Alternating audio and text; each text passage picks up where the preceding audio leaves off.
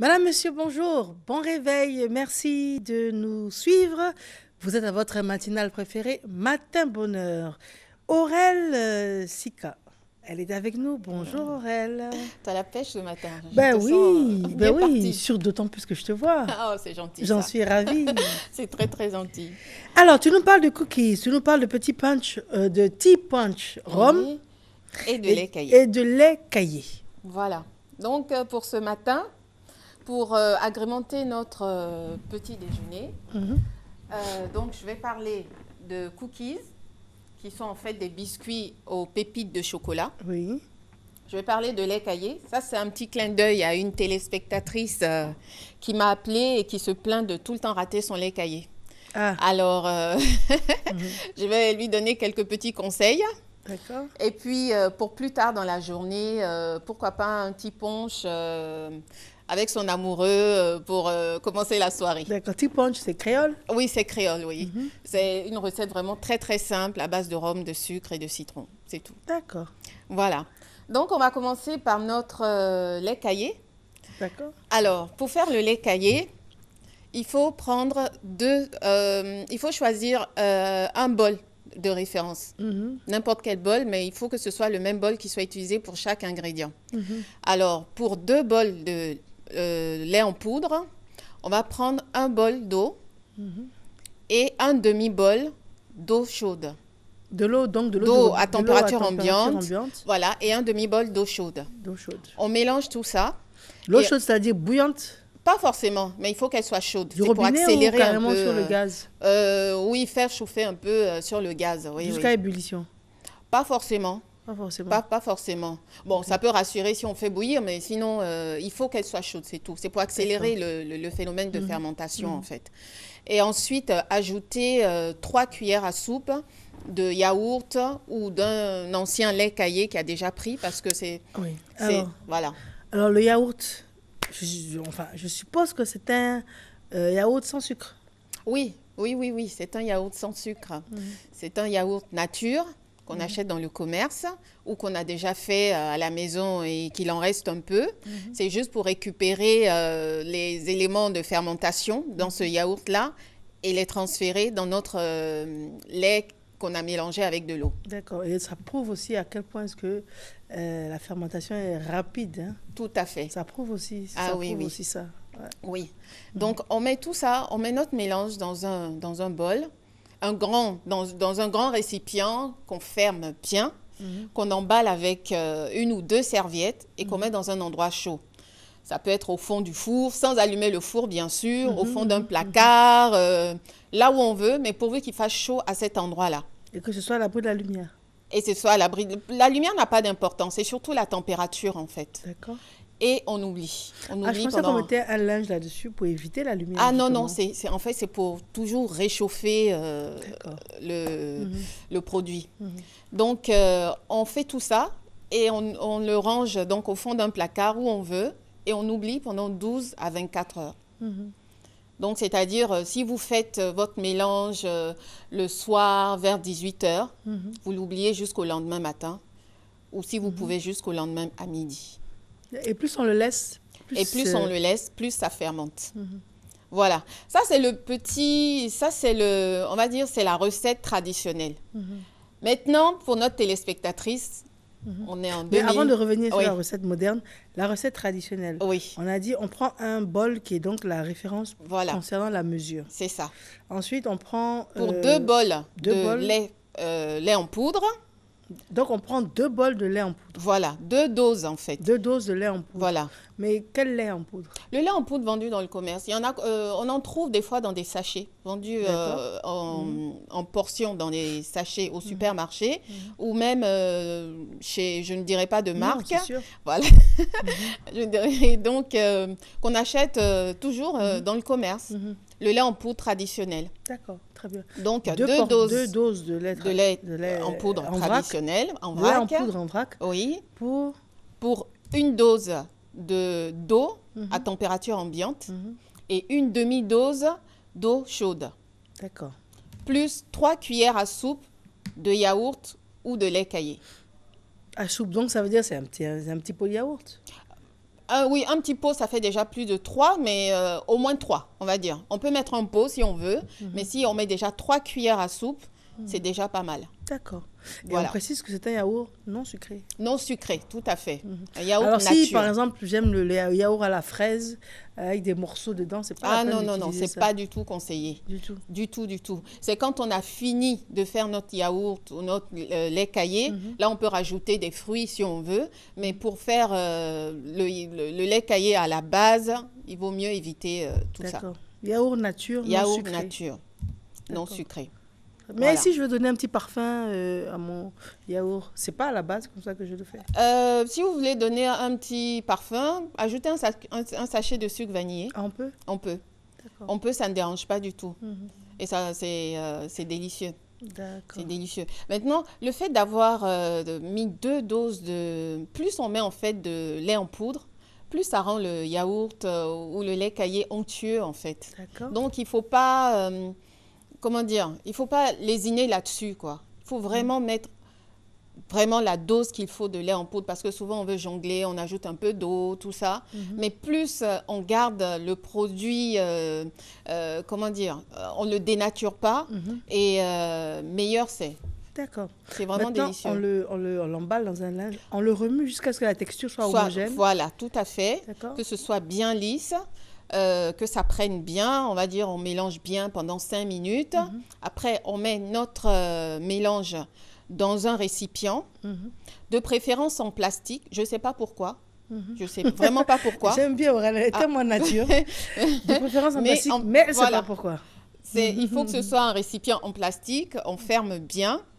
Et on met tout ça au chaud dans un endroit bien au chaud. Donc on pense à un four, à un four sans l'allumer, le fond d'un placard. On peut mettre ça sous le lit dans la chambre. Sous le lit dans la chambre, pourquoi pas, dans une cantine si on veut, mais pour que ce soit bien au chaud et qu'on oublie pendant on va dire 12 à 24 heures. Mais pourquoi on s'arrêterait à 12 et pourquoi on irait jusqu'à 24? Parce que plus on laisse le phénomène de fermentation s'étendre et plus notre lait caillé ou notre yaourt va fermenter en fait et donc va être plus acide. Après, ça dépend des goûts de chacun. Moi, je laisserai plus 12 heures parce que moi, j'aime pas quand c'est acide, mais certaines personnes préfèrent. Et c'est acide après 12 heures?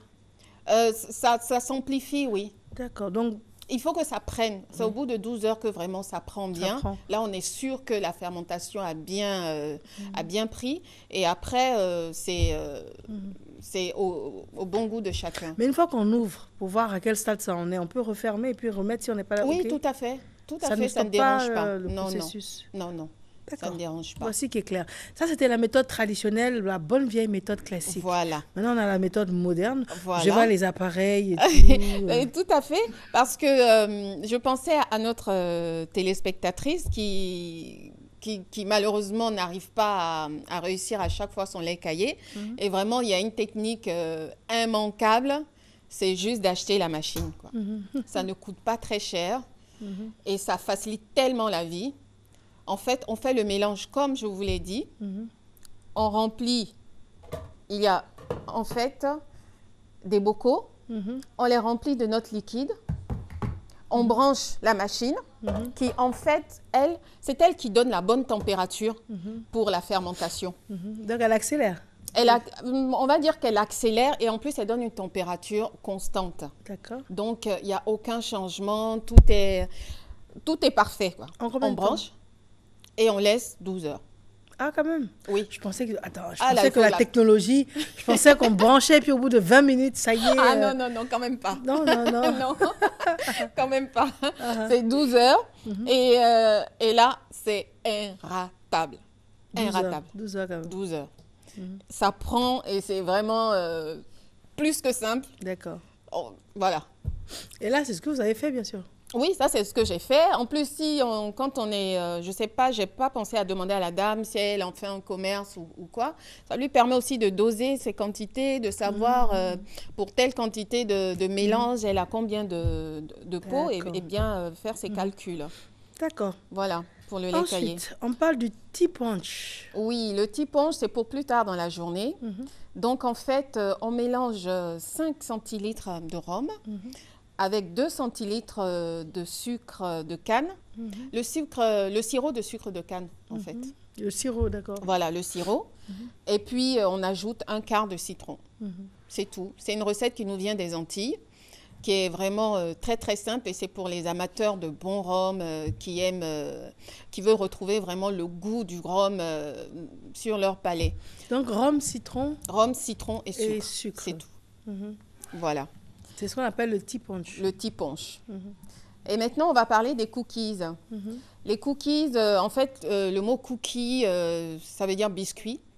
Et à la base, la recette des cookies, c'est des biscuits avec des pépites de chocolat. Oui. Donc, on mélange 250 g de farine avec 100 g de beurre, un œuf, une pincée de sel, un demi-sachet de levure, levure boulangère, pâtissière, là, qu'on prend la levure qu'on utilise pour faire les gâteaux, 125 g de sucre blanc et 125 g de sucre roux. Et pourquoi les 2 sucres? Parce que, en fait, le sucre roux est un sucre généralement pas très raffiné, donc qui est un peu concassé, en fait. C'est des gros morceaux. D'accord. Et ça donne aux cookies du croustillant, en fait. D'accord. Voilà. Et puis, ça a un petit goût, en fait, le sucre roux. Comme, justement, il n'est pas raffiné, il y a encore le goût de sucre de canne qui est encore présent. Et ça ajoute un petit charme à la recette. D'accord. Voilà. Donc, on mélange tout ça. On laisse reposer 1 heure au réfrigérateur.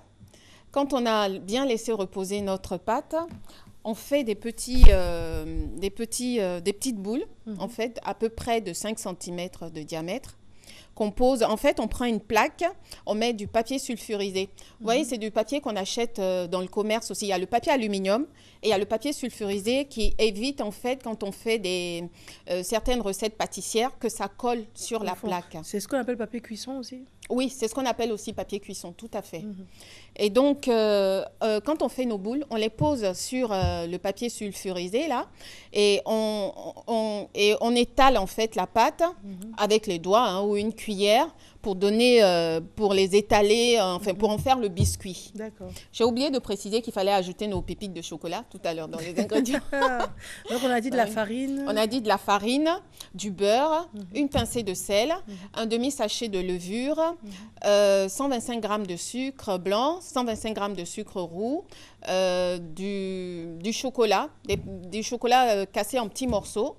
Là, pour la quantité du chocolat, ça dépend de chacun. Ça dépend du goût de chacun. Si on est gourmand ou pas. Pour la qualité du chocolat aussi. Et de la qualité du chocolat. Du chocolat noir, généralement, oui, du chocolat noir, oui. Du chocolat au lait aussi? Non, du chocolat noir. Généralement, pour la Quand on dit cookies, on parle de chocolat noir. C'est la recette originale. Oui, c'est la recette originale, oui. Après, chacun fait comme il veut. Il y en a qui rajoutent un peu de caramel, de petites choses qu'on peut acheter dans le commerce pour agrémenter, mais c'est du chocolat noir. Voilà. D'accord. Donc, on mélange tout ça. On fait nos boules qu'on étale sur notre papier sulfurisé, qu'on met au four pendant à peu près une dizaine de minutes. Ah, donc, mais c'est pas long en plus. Ah non, c'est pas long. C'est pas long. Voilà, on fait une fournée, ça prend déjà la couleur. Ça prend déjà la couleur, oui. Okay. Ça prend la couleur, ça gonfle un tout petit peu à cause de la levure. Oui. Et puis voilà. Et puis c'est fait. D'accord, voilà. Donc ce sont des cookies, c'est du lait caillé et puis c'est le tea punch. Exactement. Pour aujourd'hui. On n'a pas été du tout dans la diététique aujourd'hui. Hein. Oui, non, du tout. Là, c'est vraiment le plaisir du palais. Tout à fait. Et les sensations venues des Antilles. Voilà, on voyage un peu aujourd'hui. On voyage un peu. C'est ça. Aurel, et c'est avec tellement de facilité que vous nous parlez des cocktails, c'est votre passion? Oui, j'en ai même fait un métier. Bon, je ne rentrerai pas dans les détails, mais c'est vrai que c'est une réelle passion et que j'aime beaucoup ça. D'accord. Voilà. Très bien. Merci en tout cas pour la proposition d'aujourd'hui. Un contact, Aurel? Alors, vous pouvez me joindre au 48 70 05 94. 48 70 05 94. Aurel Sika, merci bien. Merci Marième. Merci pour toutes ces propositions. Merci. Allez, bon appétit. Merci bien. Alors, il est temps pour nous d'une pause. Il est 7 heures et nous allons recevoir M. Zabi Frédéric. Il est psychothérapeute et éducateur familial. La psychologie de l'enfant, un outil indispensable de l'éducateur. À tout de suite.